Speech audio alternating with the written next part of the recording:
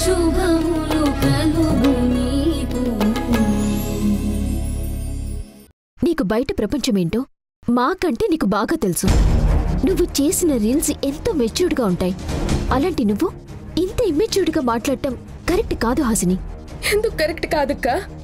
ఏ వాళ్ళ గురించి మనకేం తెలీదా? హాసిని, కొత్తగా పెళ్ళైనా అత్తారింటికెళ్లిన ఏ ఆడపిల్లకైనా పుట్టింటికే మనసు పరుగు తీస్తుంది. కాని కొన్ని రోజులు కాపురం చేశాక నేను విడాకులు తీసుకుంటా అంటే నువ్వు కాపురం అంటావు ఏంటమ్మా? నేను విడాకులు తీసుకుంటా అంటే కాపురం అంటావు ఏంటమ్మా? హే కృష్ణ తులసి, నా నాశనం కోరుతూ నువ్వు దీన్ని నా ఇంట్లోకి పంపించావు. ఇంకా చూడు ముందు ముందు ఏం జరుగుతుందో. హాసిని, ఒకటి కన్ఫర్మ్ చేయి, వాళ్ళు నిన్నేమైనా అన్నారా? లేదు, వాళ్ళు నన్ను అనే అవకాశం నేను ఇవ్వలేదు. నన్నేమైనా అంటారని డౌట్ వస్తే నేనే ముందు వాళ్ళని అనేస్తున్నా.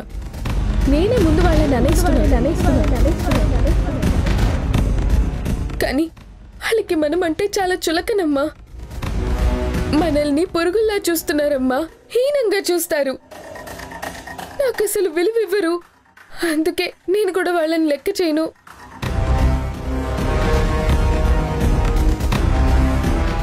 చూడమ్మా, మనమంటే పడని వాళ్ళని పడేయటం చాలా తేలిక. కాని వాళ్ళని నిలబెట్టి వాళ్లతో బంధాన్ని నిలబెట్టుకోవడం చాలా కష్టం అమ్మా. ఎంత కష్టమైనా అదే నీ జీవితానికి మంచి చేస్తుంది. వాళ్ళని నిలబెట్టే ప్రయత్నం చేశావంటే నీ కాపురం కూడా నిలబడుతుందమ్మా. అమ్మా, నువ్వు భలే దానివమ్మా. పైన ఆకాశం అందంగా ఉందని దాన్ని అందుకోవడానికి వెళ్తారా ఎవరైనా? వెళ్తే అక్కడ ఏమైనా దొరుకుతుందా? ఆ కుటుంబం కూడా ఆకాశం లాంటిది. కాపురం నిలబడదు అక్కడ.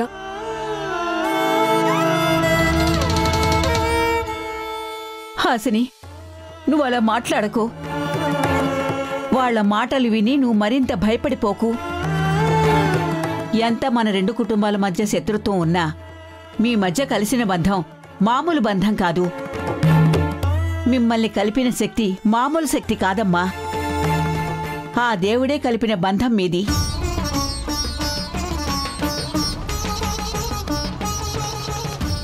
కలిపిన దేవుడు కంటికి కనబడ్డు. వాళ్లలో ఆ భయం కనపడదు. ఈ ఊరి పెద్దలు వచ్చి నిలబడకపోతే వాళ్ళు నన్ను ఇంట్లో కూడా తీసుకువెళ్లేవాళ్లు కాదు. బంధం అంట బంధం. బంధం అంటే బాధని పంచుకునేలా ఉండాలి, కానీ బాధని పెంచేలా ఉండకూడదు. అమ్మా, ఇది నువ్వే చెప్పావు, గుర్తుందా?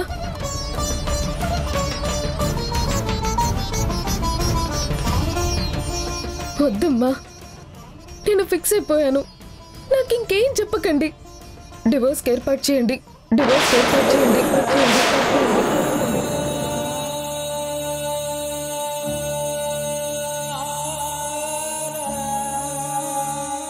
చూడు హాసిని, పెళ్ళంటే ఇద్దరు మనుషుల మధ్య పడే బంధం కాదు.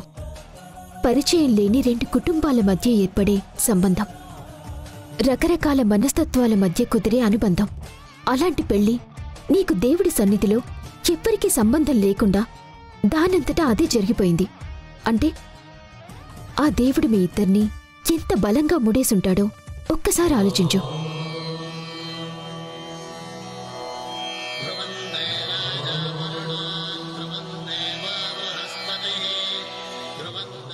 జీవితాంతం కలిసి మెలిసి ఉంటాం.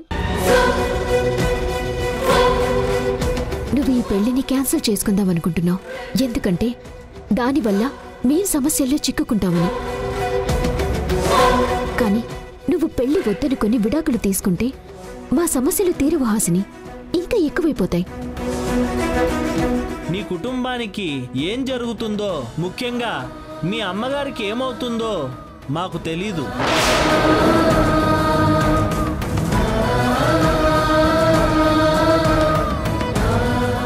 నువ్వు విడాకులు అడిగావు కాబట్టి అరుంధతి గారు విడాకులకి అస్సలు ఒప్పుకోరు. ఎందుకంటే ఊళ్ళో మంచి పేరు కోసం ఆవిడ ఒప్పుకోకపోతే విక్కీ నీకు డివోర్స్ ఎందుకిస్తాడు? ఆ తర్వాత అరుంధతి గారు నిన్ను ఇంట్లో ఎందుకు ఉండనిస్తుంది? ఇక్కడికి పంపించేస్తుంది. అప్పుడు చిన్నదానికి పెళ్ళైందనే మాట కంటే పెళ్ళై అత్తింట్లో ఉండలేక పుట్టింట్లోనే ఉండిపోయిందనే మాట ఊళ్ళో వాళ్ల నోళ్లకి ఎక్కువ బలాన్నిస్తుంది. అదే మన ఇంటి పరువుని రోడ్డు మీద పడేస్తుంది. అమ్మని ఇంకా కుంగదీస్తుంది. అక్క చూడు హాసిని, మనం ఈ ఊరి సంప్రదాయాన్ని మోస్తున్న వాళ్ళం. అలాంటిది నువ్వే విడాకులు అన్నావంటే వేరే ఊరి సంప్రదాయాన్ని మనమే అవహేళన చేసినట్టవుతుంది. అప్పుడు ఊళ్ళో మనల్ని ఎంత చిన్న చూపు చూస్తారో ఒక్కసారి ఆలోచించు.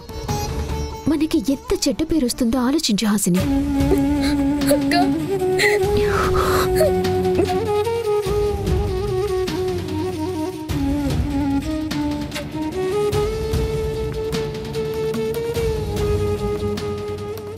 హాసిని,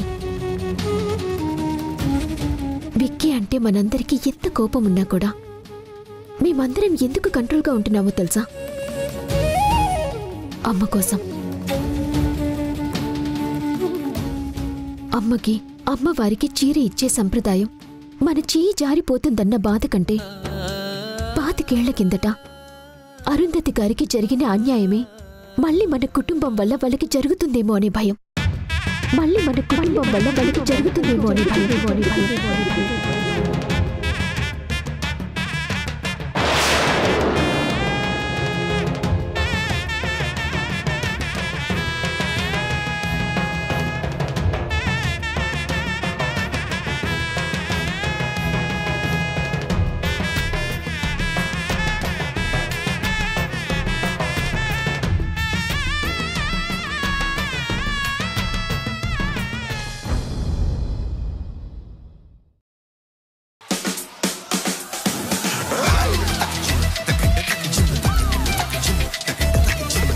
నువ్వే నా ఢంకా పలాసు, ఇది ప్రేమాటైనా పేకాటైనా నువ్వే నా కళావరాసు, నువ్వే నా రంపా విలాసు.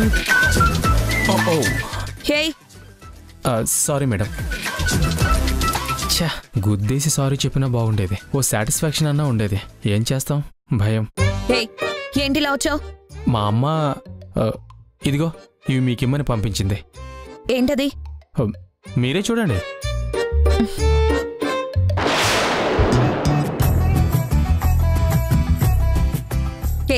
ఏంటివి? ఇవి మా ఇంటి పెరట్లో పూసిన పూలు. మీకిమ్మని మా అమ్మ పంపించింది. మీరు పెట్టుకుంటే బాగుంటుంది. నేనెప్పుడైనా ఇలాంటి పువ్వులు తల్లో పెట్టుకోవడం చూసావా? అయినా మీ అమ్మ ఇవన్నీ నాకెందుకు పంపిస్తుంది? అంటే మీ అమ్మని కంట్రోల్ చేస్తావో నువ్వే కంట్రోల్లో ఉంటావో నాకు అనవసరం. మళ్ళీ ఇలాంటివి నా కోసం నువ్వు తీసుకురాకూడదు. ఒకవేళ తీసుకొస్తే ఇవే పువ్వులు నీ మీద చల్లుతాను. అప్పుడు నువ్వు ఈ బాడీలో ఉండవు. అదిగో అక్కడి నుంచి చూస్తావు. ఏంటి, పూలిస్తే ప్రాణం తీసేస్తారా? ఇది మరీ టూ మచ్ రా బాబు. రేఖా, రెడీనా? రెడీ. బయలుదేరదామా? అమ్మేది? అమ్మా. ఓ, ఇద్దరు రెడీ అయినా? రెడీ అమ్మా. సార్, ఎక్కడికి వెళ్తున్నారు? కృష్ణ తులసి ఇంటికి వెళ్తున్నాం. వాళ్ళింటికా? ఎందుకు సార్? నీకు అవసరమా? తెలుసుకోనివ్వు రేఖ. వీడికి తెలిస్తే చేత కాని వాళ్ళు పాక్ ఫేర ఎలా చేస్తారో ఈ ఊరి జనాలందరికీ తెలుస్తుంది.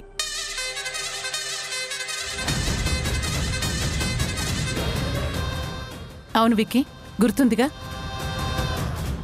ఒక్క రోజుకే వాళ్ళు భయపడిపోవాలి. గుర్తుందమ్మా.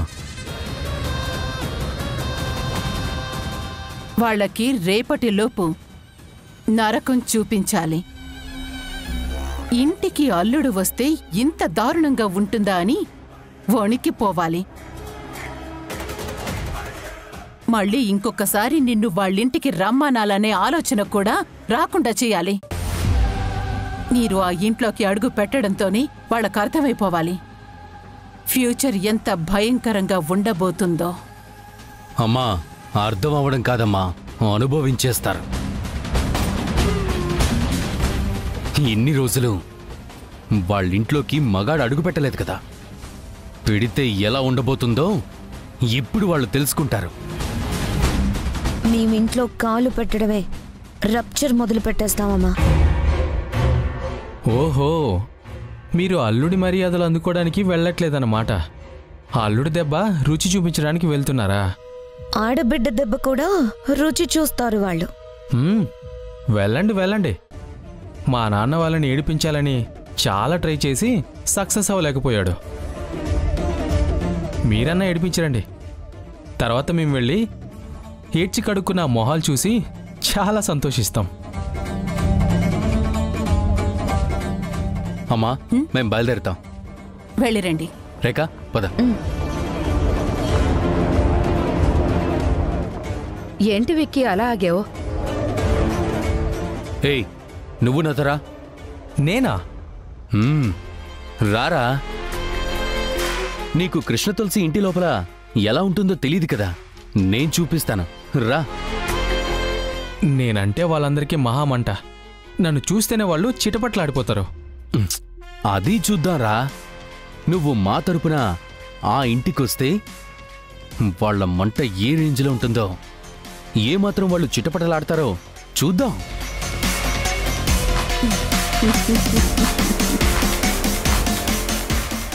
ఇది ఈ ఆలోచనతోనే నువ్వు వాళ్ళని ఎలా బాధ పెట్టబోతున్నావో నాకు పూర్తిగా అర్థమైంది. నాకు మాత్రం ఏం అర్థం కావట్లేదండి. వాళ్ళని ఇంట్లోకి రానివ్వరు. ఇంక వాళ్ళని ఎలా ఏడిపిస్తారు మీరు? ఎలా ఏడిపిస్తామో నీ కళ్ళతో నువ్వే చూడు. వెళ్దాంరా, రారా. సరే సార్. వాళ్ళు ఏడుస్తుంటే లైవ్లో చూసి సంతోషపడ్డాం నాకు ఇష్టమే. సరే అమ్మా, వెళ్ళొస్తాం.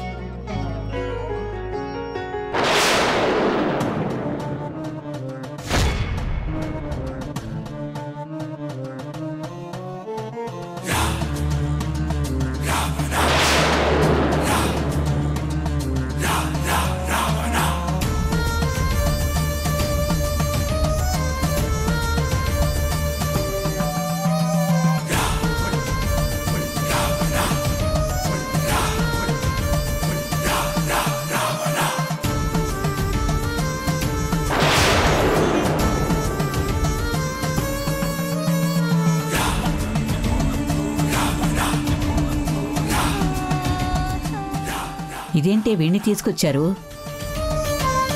ఎందుకు తీసుకొచ్చారో ఏంటో.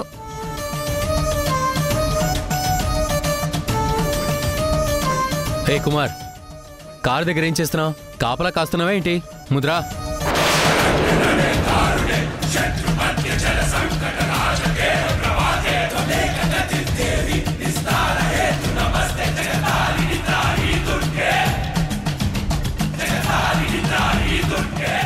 రండి బాబు, రండి. ఒక్క నిమిషం ఇక్కడే ఉండండి, దిష్టి తీస్తాను.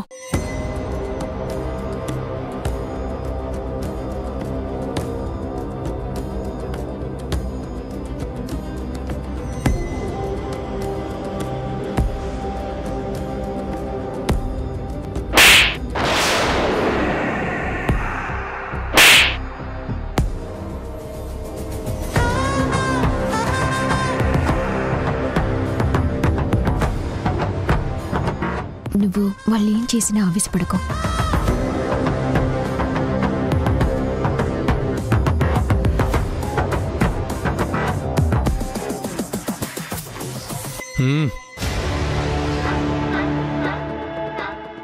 సునైనా, ఈ నీళ్లు బయట చెట్ల మొదట్లో పోసాయి. రండి బాబు, రండి. రేఖ, నీకు విషయం తెలుసా? ఏంట్రా?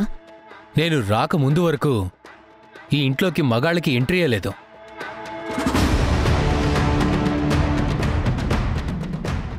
ఈ ఇంట్లో కాలు పెట్టిన ఒకే ఒక మగాణ్ణి నేనే. ఆ రోజు ఈ రోజు.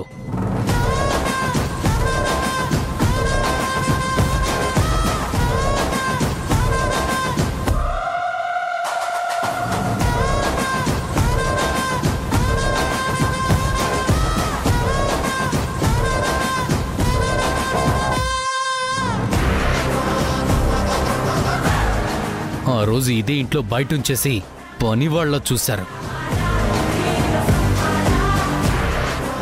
కానీ ఈరోజు చాలా మర్యాదగా ఎదురొచ్చి ఎర్రనీళ్లు దిష్టి తీసి సాదరంగా ఆహ్వానిస్తున్నారు. ఏముందిలే, ఆ వసుదేవుడంతటి వాడే. పిన్ని, అమ్మమ్మ, ఏంటి ఆవిడేదో అంటుంది? ఏం లేదులే బాబు, నువ్వు పదా రా.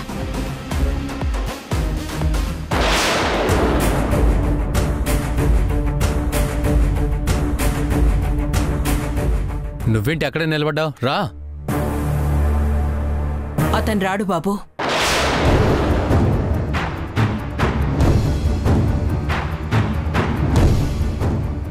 ఏంటి? నువ్వు ఈ ఇంటికి అల్లుడివి. అల్లుడు తప్ప వేరే మగాడు ఎవరు ఈ ఇంట్లోకి అడుగు పెట్టడానికి వీల్లేదు. ఎందుకు వీల్లేదు? అతను మా మనిషి. మా వాణ్ణి ఇంట్లోకి రానివ్వకపోతే మీరు మమ్మల్ని అవమానించినట్టే. అతను వస్తున్నాడని మీరు చెప్పనేలేదు. మీతో రావటానికి అతనేమీ మీ బంధువేమీ కాదు కదా, కాబట్టి అతను మా ఇంట్లోకి రావటానికి వీల్లేదు. అతను మాకు బంధువైనా కాకపోయినా మాతో పాటు వచ్చాడు కాబట్టి అతను మాతో పాటే లోపలికి వస్తాడు, రావాలి. చూడు బాబు, ఇంతకు ముందు నువ్వు మా ఇంటికొచ్చావు. అప్పుడు నిన్ను కూడా ఇంటి బయటే ఉంచాం. ఎందుకంటే అప్పటికే అల్లుడివి కాదు కాబట్టి. ఇప్పుడు అల్లుడిగా వచ్చావు కాబట్టి నీకు మాత్రమే ఇంట్లోకి వచ్చే హక్కుంది. వాణ్ణి ఇంట్లోకి రానివ్వకపోతే మేం కూడా ఇంట్లోకి రాము.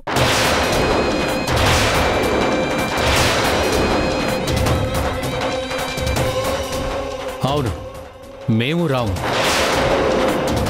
ఇలా అవమానిస్తే ఎందుకొస్తాం? ఇలాంటి విషయాలు ఉన్నాయని చెప్తే అసలు మేము ఇక్కడికి వచ్చేవాళ్ళమే కాదు. అవును విక్కీ, ఇదంతా వీళ్ళు మనల్ని అవమానించడానికే చేస్తున్నారు. మన మీద కోపం పెట్టుకొని పైకి మర్యాద నటిస్తున్నారు. అయ్యో, అలాంటిదేమీ లేదమ్మా.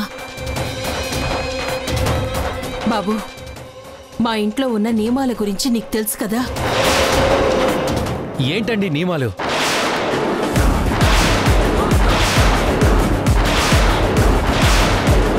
ఇంటికి అల్లుని పిలిచి అతని మనుషులు మాత్రం ఇంట్లోకి రానివ్వం అండంలో అర్థమేంటి? అలాంటప్పుడు మమ్మల్ని రమ్మడం ఎందుకు? ఎందుకంటే ఊళ్ళో అందరి ముందు గొప్పగా కొత్తల్లుండి వాళ్ల పద్ధతుల ప్రకారం మా ఇంటికి పిలిపించి ఎన్నో మర్యాదలు చేసేసామని చెప్పుకోవాలి కదా. మాకు అలాంటి ఫాల్స్ ప్రెస్టేజెస్ ఏమీ లేవు. పిలిచి అవమానిస్తారని తెలియక అనవసరంగా వచ్చాం. గుళ్ళో పెద్ద మనుషులు బలవంతంగా కలిపితే వాళ్ళ మాటలు విని మీరు చాలా విలువిస్తారని నమ్మాం. మనతో చాలా మంచిగా కలిసిపోతారని నమ్మాం.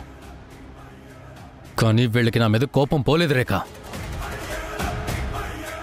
అవును విక్కీ, మనం ఆ ఊరి సాంప్రదాయానికి, ఈ ఊరి పెద్ద మనుషుల మాటకి విలువిచ్చి మన ఇంటి కోడల్ని బ్రహ్మాండంగా రెడీ చేసి వీళ్లతో పంపితే వీళ్ళు కొంచెం కూడా పద్ధతి, గౌరవం లేకుండా మనల్ని గుమ్మం బయట ఇలా నిలబెట్టేశారు.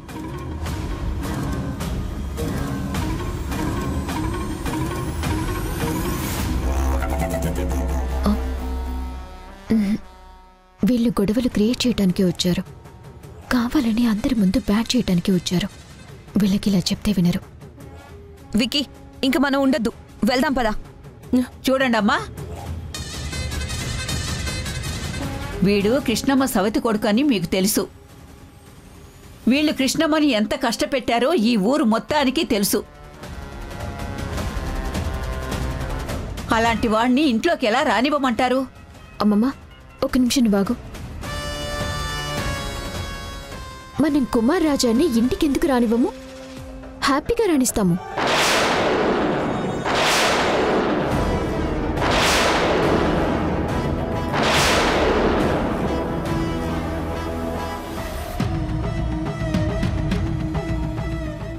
ఏంటలా చూస్తున్నారు?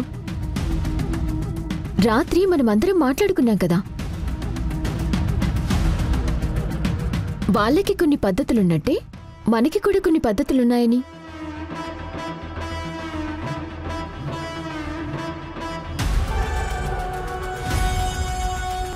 వాటి ప్రకారం వీళ్ల తరపున ఎవ్వరొచ్చినా ఇంట్లోకి రానివ్వాలి అనుకున్నాం కదా.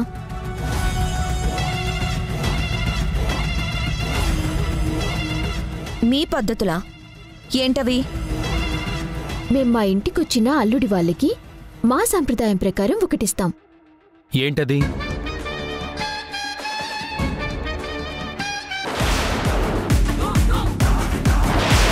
వెండికంచ ఉంటే సరిపోతుందా? ఫుడ్ టేస్టీగా ఉండక్కర్లేదా? వంట టేస్టీగా లేదా? చాలా చండాలంగా ఉంది. దీని ఫుడ్ అంటారా?